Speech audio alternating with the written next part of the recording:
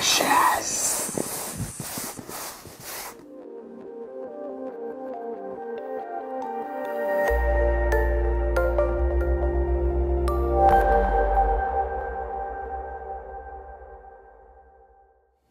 Hello makers, welcome to 3D Maker Noob. I'm Joe and it's finally here after a couple of months of waiting. The Mark III is in the house and I have stopped doing unboxing of printers because I know it kind of bugs a lot of you guys. However, this is special. This is the original Prusa i3 Mark III and I'm very excited and I'm going to do a live build on Saturday and I can't wait anymore. So I thought I'm going to open it and I'm going to show you guys what's inside. So first things first, we have no handle. Then we have bags of air, more bags of air. We then have a paper saying, congratulations on getting the brand new original Prusa i3 Mark III. Yay!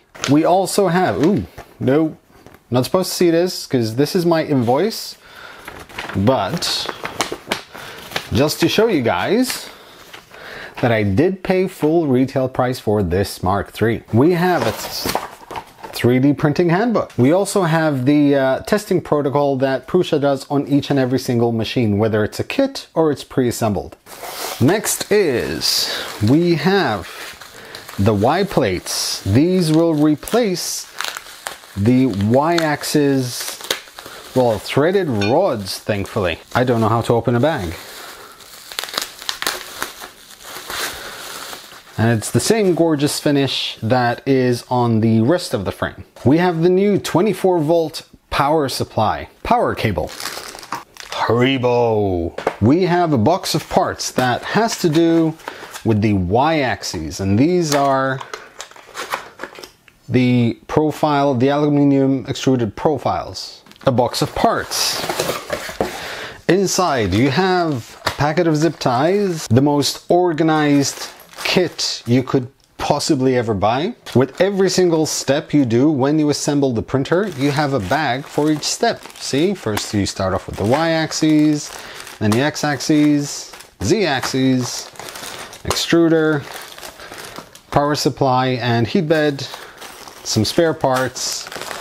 You have the LCD, some tools, USB cable, some alcohol wipes and a acupuncture needle to clean the nozzle, glue stick, the hot end, blower fan.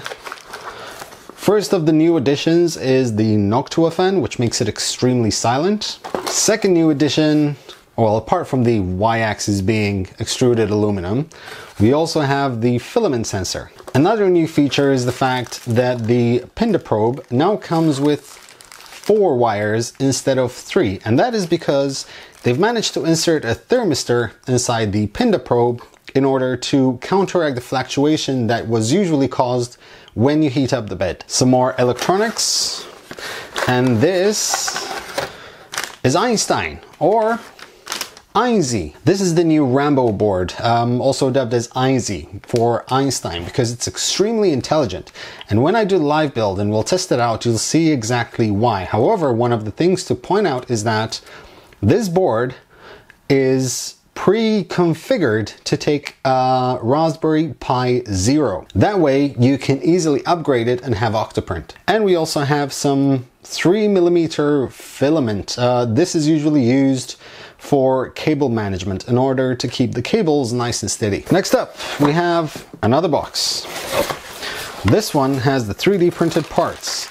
We have the power supply cover, the screen cover, a newly designed spool holder, which actually looks really nice, extruder parts, Z-axis parts, X-axis parts.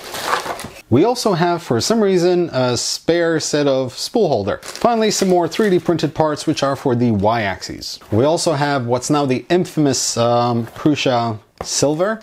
I actually have about 4 spools of these now because I just received some Prusa Mark IIs. We also have this thing which contains the linear rods and also the cable management. Next up are the stepper motors. As always, Prusa uses stepper drivers or stepper motors with integrated lead screw, which pretty much is one of the many reasons why the quality of the prints that come of Prusa printers are so incredibly good. And finally, we have one of the new additions which I was extremely looking forward to, and that is the magnetic removable build plate. This is Prusa's Mark 52 heat plate. The interesting thing about this is that it also comes with this, and this is spring steel, not to be mixed with Springsteen. The awesome thing about this is that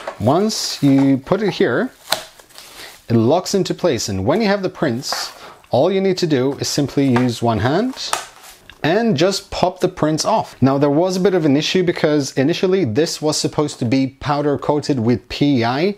However, unfortunately, the suppliers couldn't keep up the demand, so Prusa had to delay the launch of that, and instead he sent this, which is double-sided and both with PEI. And finally, we have the new frame, which has extra holes all over the place due to the new Y-axis assembly. And there you have it. It's finally here, and I'm extremely excited because I've seen this printer work before many of you. I saw it at the factory at Prusa and I was instantly starstruck with this printer. I fell in love with it straight away. I saw it print. It prints beautifully, and I'm very happy that I am the proud owner of a Mark III. Not only that, I invested some money and I actually have 6 more coming of these. Yes, for my farm. So for those of you wondering, this, while I will be doing a review of this is not a review unit. I opted to pay for the machine myself with my money because I do believe that people like Prusa and companies behind products like this should be supported. At the end of the day, the community is where it is today because of people like Josef Prusa, and I believe they deserve our support. So one final thing, this Saturday, which is in 2 days, join me on the channel. I'll be doing a live build. I'll probably start a bit earlier than usual. It will start at probably around 9:30 CET because I feel that I'm going to need more than 2 hours to build this printer, and I know a lot of you guys will be joining, so I want to make sure that I have enough time to do this right on the first go. That is it for me, guys. Thank you very much for watching. If you want more information on the Prusa i3 Mark III, please check out the link in the video description below. I will see you guys very soon, and as always, happy making, guys.